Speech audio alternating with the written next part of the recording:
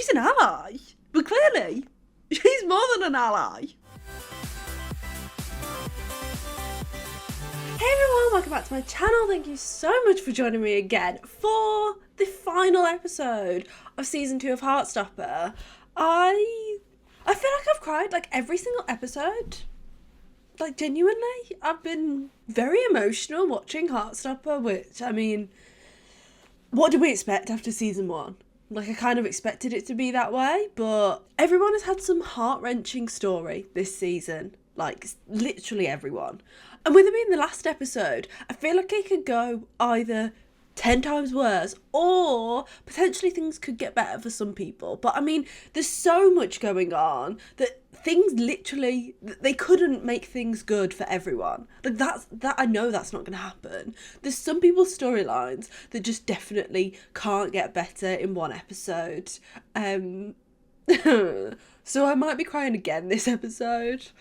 Oh God. Anyway, let's just get into the last episode of season 2 of Heartstopper. It's so cute that the first thing that he thinks of when he wakes up is Charlie.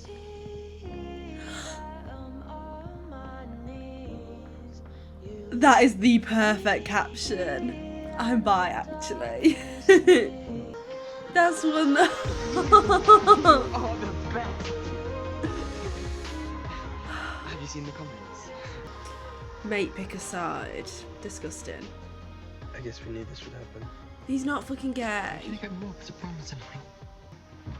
This is the best my life has ever been. I don't have to hide my amazing boyfriend anymore. I'm not getting bullied. Everything's perfect. So we're gonna go to prom and we're gonna be the cutest couple there and everyone will see. Although I'm not sure everything's perfect. Nick's like, everything's not perfect because Nick knows that Charlie has an eating disorder. And I don't think that everything is going to be perfect. This is another time where Charlie's like trying to almost control the situation when he's not going to be able to. I don't think it's going to be as perfect as Charlie hopes that it's going to be. What I was going to say is, it's so cute in this moment that the poster next to Charlie's bed says something like "stand tall." Ooh. She has to go. You know that she has to go. Do you want to be my girlfriend? Was that a serious question? Yes. Do you not want to? Yes. No, of course she I want does. to be your girlfriend. Why are you being weird about it? I'm not being weird, you're being... Where did Darcy sleep last night? Where's Darcy? This probably just slept in.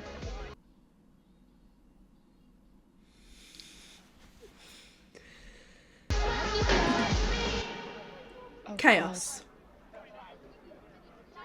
Guys, I'm having a breakdown. No! That's unfair, no. That's unfair. That's unfair. You should, invite him tonight. Yeah, you should. No, I don't know. Just tell him we need more Yes. chaperones. Yes, invite him.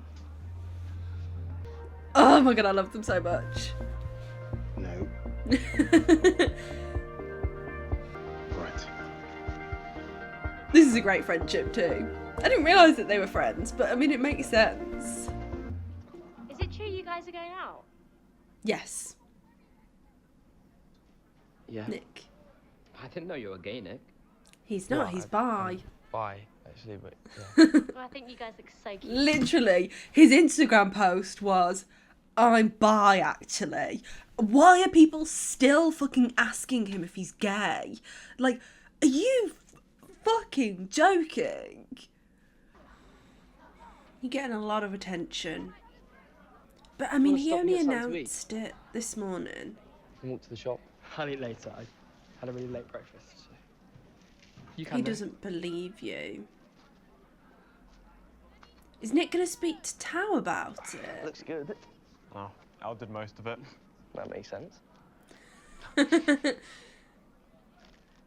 Charlie must be really happy.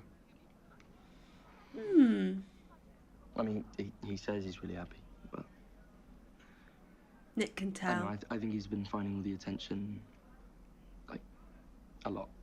And the bullying, and all the things that happened to him in the past, they all really have affected him. They're still affecting him. Still causes him a lot of pain. Yeah. And do you think that's true? Yeah. Yep. Yeah, I do. My dad died when I was 12, and I think a lot of the reason I get so freaked out about losing my friends and It's because of that. losing Elle is because losing him was just like... I didn't know about your dad. No, don't be weird about it. I'll try. This friendship is so wonderful. It's like been such a steady growth. Like they've come so far from that first time that they went bowling to this. Tao hated Nick so much. Nick's tried so hard and it's really like paid off. And I love them. I love the conversations that they have. They have like the deepest conversations. That seems to be like the only time that they talk one-on-one. And it's actually just really sweet. You know how bad it was, don't you? I'm not sure that he does. I had some stuff, but yeah, Charlie never really talked to me about it. Me neither. I don't think he talked to anyone about it. Tori is probably the only one that knows. Well, the closest to knowing the full story. Can you close your eyes? Why? Because I'm nervous you think I'll look weird. But for the record, I think you always look cute. Oh my god, he looks adorable. Oh, he's wearing a bow tie. Does it look bad? Not at all. So good. You look so good. Shut up.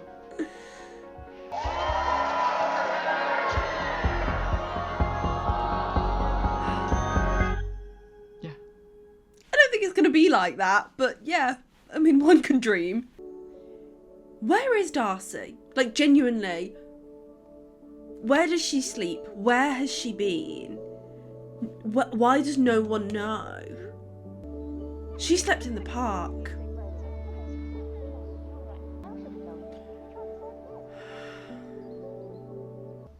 And what are your intentions with my Elle? Richard? I'm joking. I'm joking. She's going to look incredible. She always looks incredible.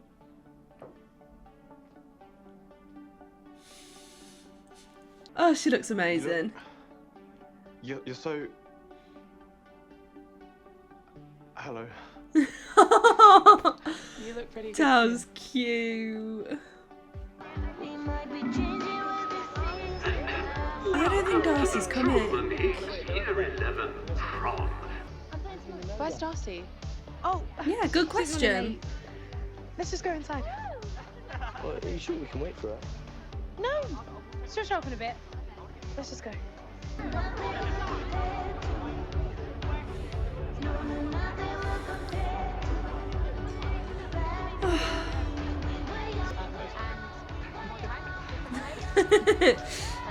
Standing there on my own. Right, come on then, the four of us are getting art room first. Yes. Yes, this is the perfect one. Oh, this is so cute.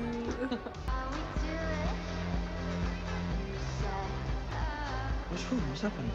Tell him. I don't think she's coming. Why not?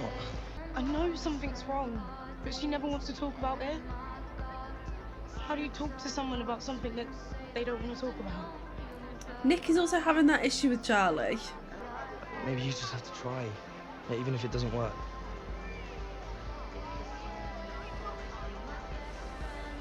Every single time I'm like, I love this friendship. I love this friendship. It's just everyone. Everyone's friendship in Heartstopper is just so wonderful. They're all just such wonderful friends.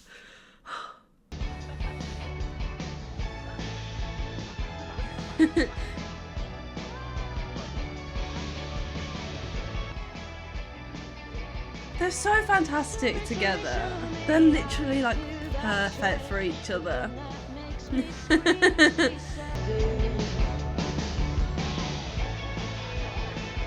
I'm gonna go to Lambert. He knows. I know.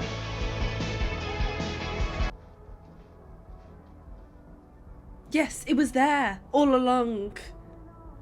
We saw this the first time when they were putting the books out. We saw this book, and it was like the first hint that we had. Well, I actually think that there were hints to it earlier, but it was the first hint that we had this series of like really in your face hint of this is who Isaac is.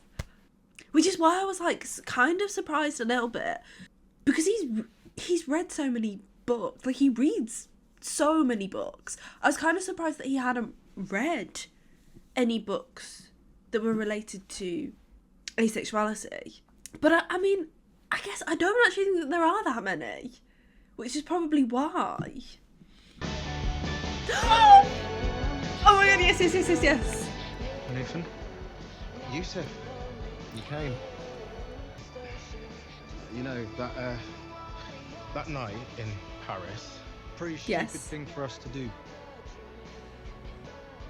I was going to suggest dinner Do it and again? drinks next time. Yeah. Next time. Oh, I'm so obsessed with them. Oh, I love them so much. Oh, God. Ah, Imogen. No.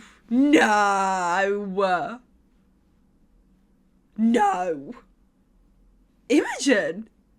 So Imogen's not as straight as we initially thought that she was.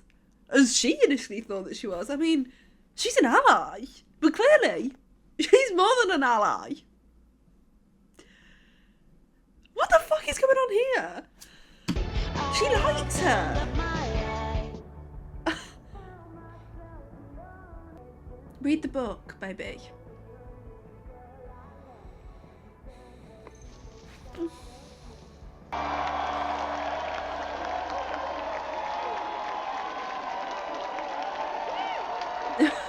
Oh my god, I love Imogen so much.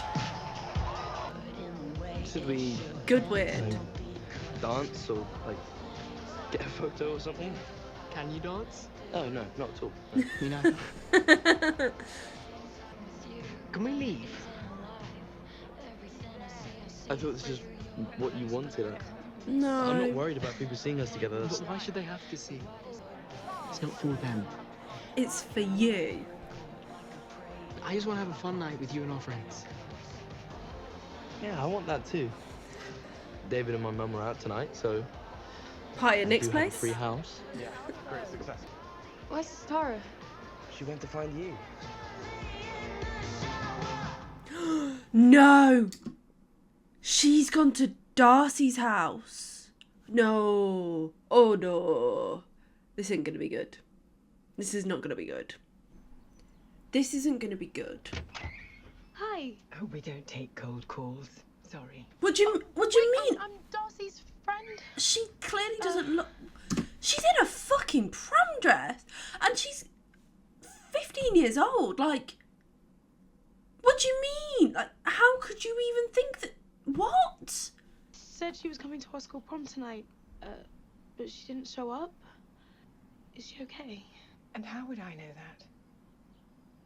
Do you know where she is? She had another one of her tantrums last night. Your own mother can't tell you the truth Tantrum. about an outfit. Who can? She looked like a lesbian.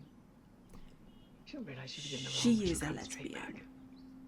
If I find her, I'll ask her to let you know she's okay. Thanks then. Bye. She doesn't give a shit. Like, she doesn't give two fucks that her own daughter has been out all night and she has no clue where she is.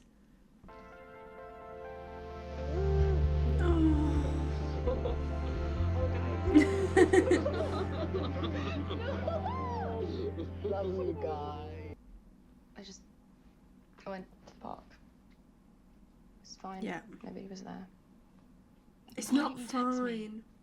My phone was out of battery and I didn't have a charger. Do you remember when we got locked in the music room the second time? Yeah. You told me that you didn't feel as confident about being a lesbian as I did. And I wanted to be that person for you to help you through your journey. But you are that person. I'm not even out to my own parents. I don't think I ever will be. I hide who I am when I'm at home. You don't need to be that person for her. Like, I get that. I mean, that makes sense. They're all just, like, struggling through this, thinking that, like, they have to be strong for other people, when actually Darcy sharing this with Tara is what's going to strengthen their relationship. But then you said I love you. What if that person doesn't even exist? So That's why she couldn't say you were it scared back. to say it back because you didn't really believe that I could love you. You've only ever seen half of my life. But now I've seen the other half, And she still loves you. and I still love you. I'm a literal disaster. Oh, I know. I actually like how much of a disaster you are. I am so in love with you. I'm bad at saying it. Well, practice makes perfect. I love you. I love you. I love you. I love you. Oh, they're so cute together.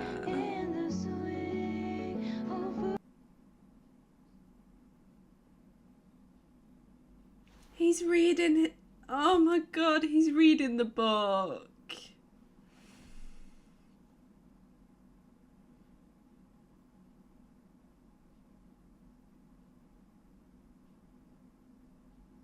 I mean, it's quite risky. Like, I mean, I don't know what's going to happen, but it's quite risky. Nick's mum and brother giving Nick a free house on prom night. Like, British prom night isn't... I mean, to be fair, I don't know. I went to an all-girls school, so, like, our prom night wasn't, like, the typical prom night that you see in, like, American movies and all that shit. Like, that's not what it was like. But still, I feel like it's quite risky, them giving Nick a free house on prom night. For, you know, Nick to potentially bring his boyfriend home with him. I need to go home soon. Oh, he's not staying over. No. My mum will get annoyed if I'm late. I'm not sure you're going to be leaving anytime soon. I see what you're doing. Ugh, my plan's been foiled. You went to rugby summer camp. Of course he did. I think I had a crush on the instructor. Oh my god. I didn't realise it at the time, but looking back now, got that trophy for being the best team player. That is so adorable. That is so adorable. That's so Nick as well. Best team player. You never told me about the bullying, Yeah. what that was like. He wants to know so he can help you. We didn't need to talk about that. He does. He needs Everything's to know. fine now. It's not. Is everything fine? Charlie. We said we'd tell each other things. After you told me about your eating thing. Someone just heard Tao talking about me coming out. I think it surprised me how homophobic people were. I thought things were better nowadays. I mean, I think things are. They're still not perfect, to use Charlie's word. I think things are better, but there's still going to be hateful people in the world. And especially at that age, like, they're still so young, and their peers are also, like, trying to figure out where their place is. they're all still so insecure. So for a lot of people, it's easier to bring someone else down than to cheer them on. And I don't even think that all of them probably feel that way. But when you're at school, when you're in like year 10, 11, it's easy to just go along with what everyone else is saying. And I think that's what happened with Charlie. It's not surprising. Any little thing that makes you different at that age, people will exploit. Kids will exploit that.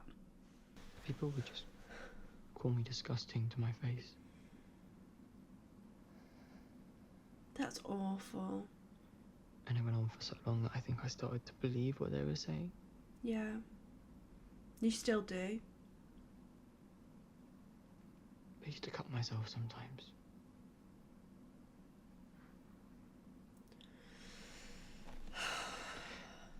I don't want to feel like that anymore. Good. God.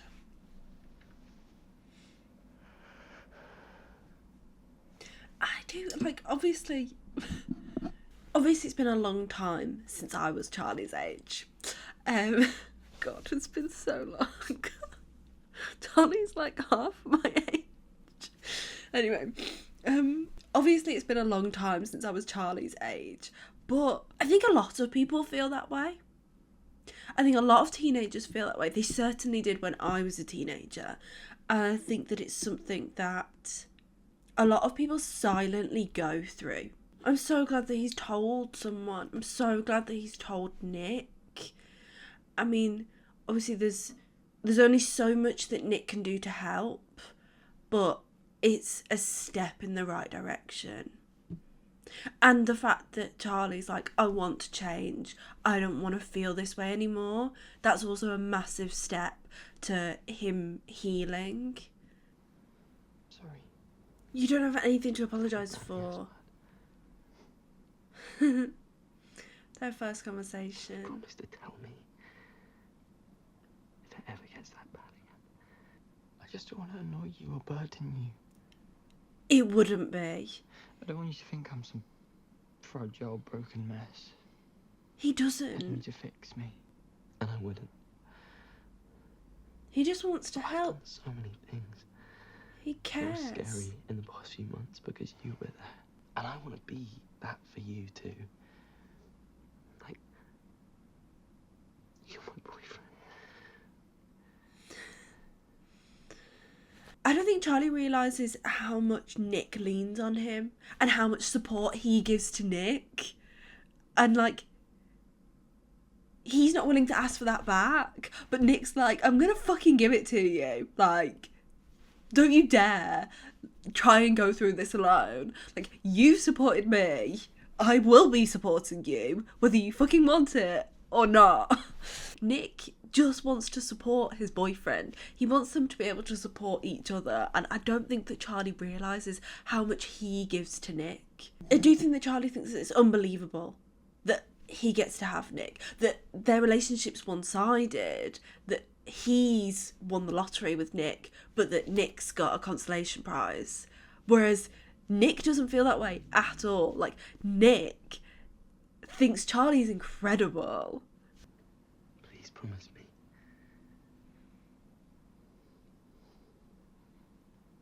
Okay.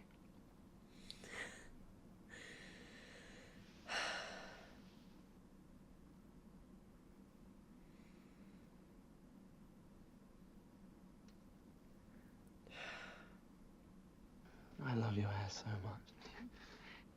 I really need to go. I love your eyes. He's gonna say that he loves him. I love You. Nikki, I'm home.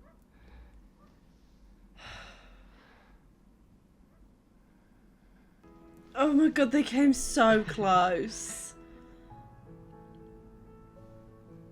And he's wearing another one of Nick's jumpers.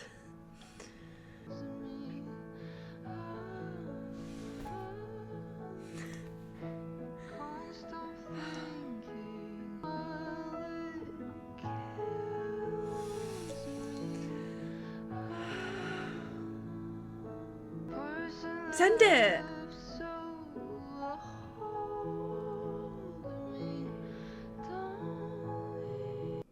I think that was the perfect way to end it. Obviously, like I was saying, they've set up so many things that it would be so hard to tie them all up in one episode, but they did a fantastic job of trying to do that. Like, they did a fantastic job of, like, pushing everything forwards, at least. Like, Tao and Elle are now finally boyfriend-girlfriend, and Elle's made her decision. He fully supports her in this, which was wonderful.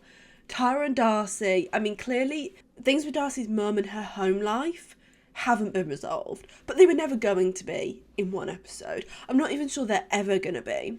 But we got to see her share that with Tara, and we got to...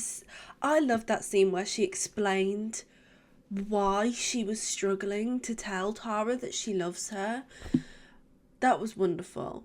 Isaac finally found the book that was sat there the whole time, and he's finally, like, exploring asexuality and, like, learning more about it to see whether it does fit him, which I'm 99% sure that it does.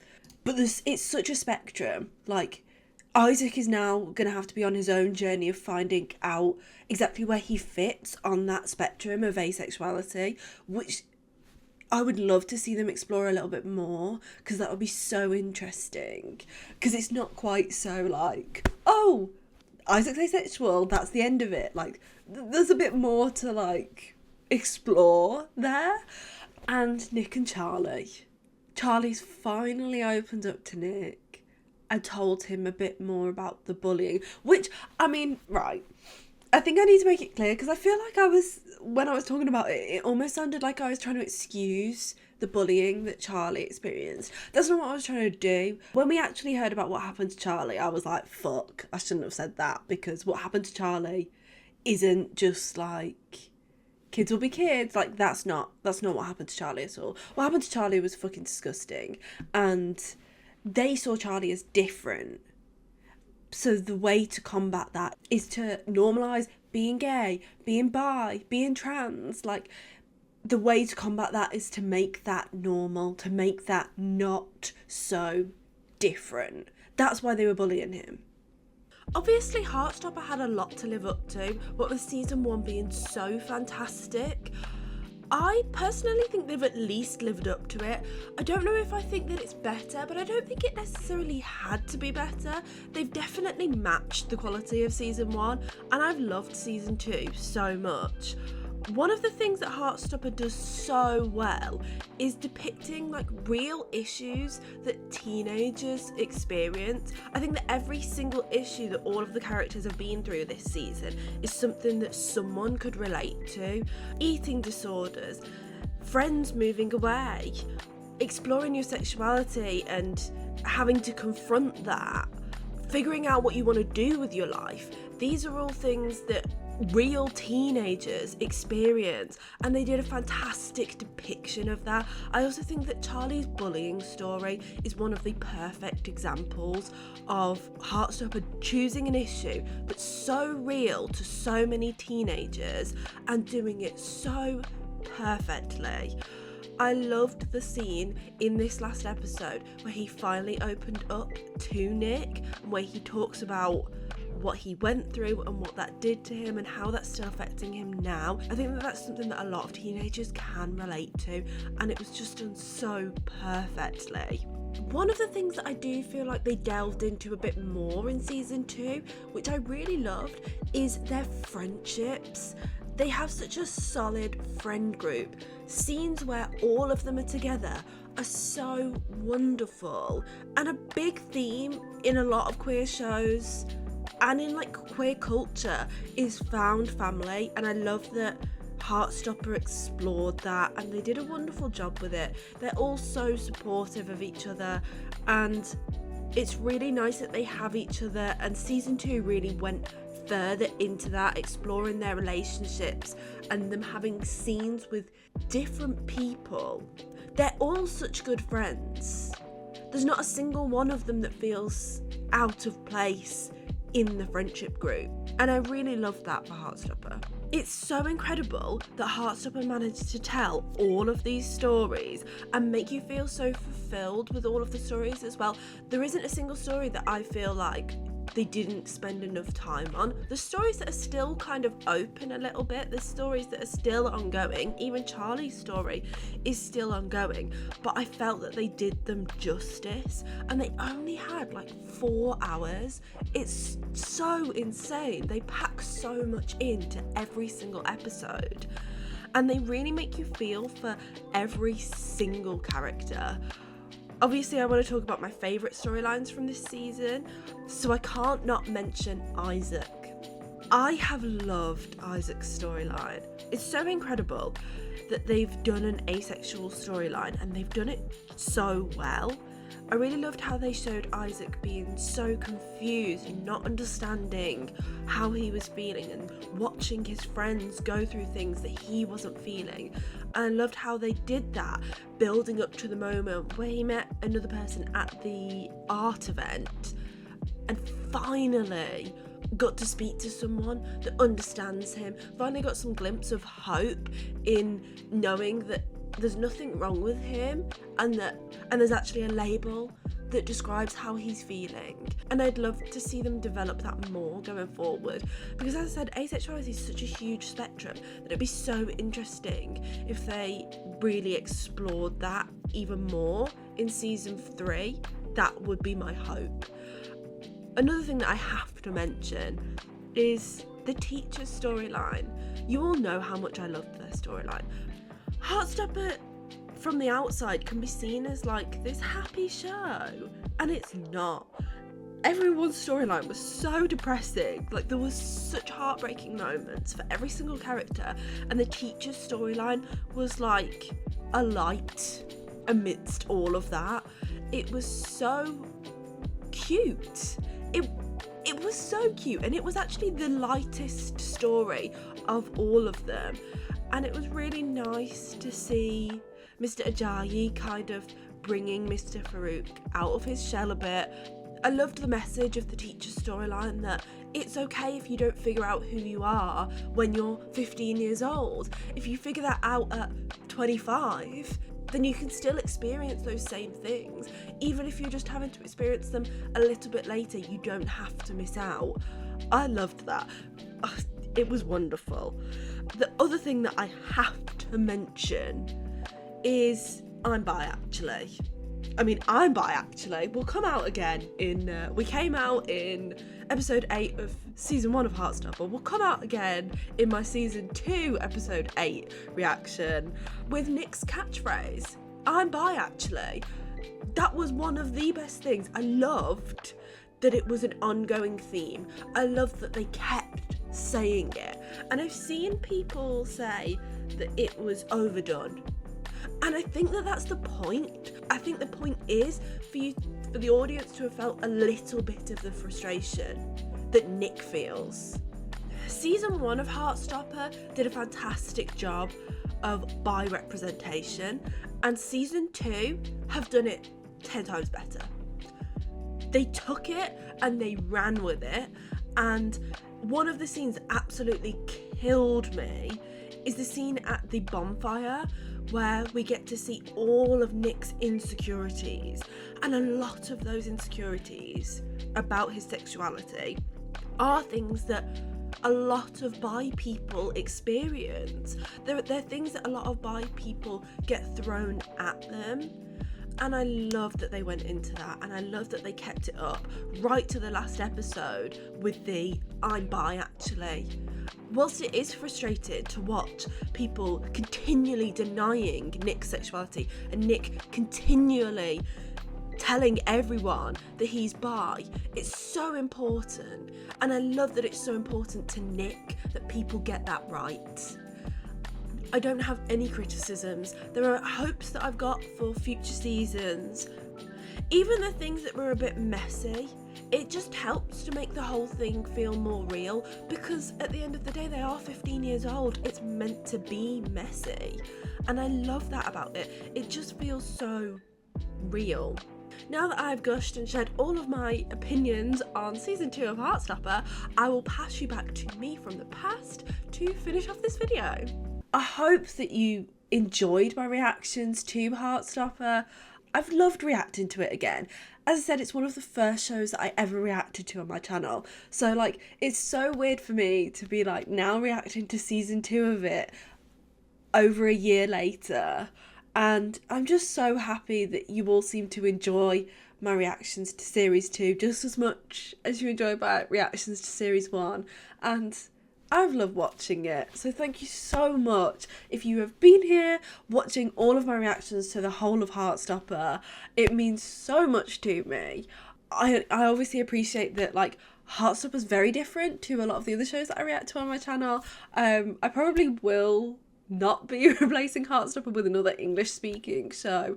I'm very sorry, but I probably will be going back to just watching my Thai BLs until series 3 of Heartstopper comes out, and then I'll be back again.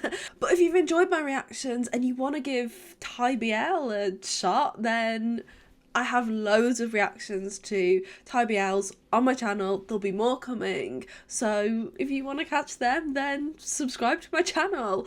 Thank you so much for watching. I really appreciate it, and I will see you next time.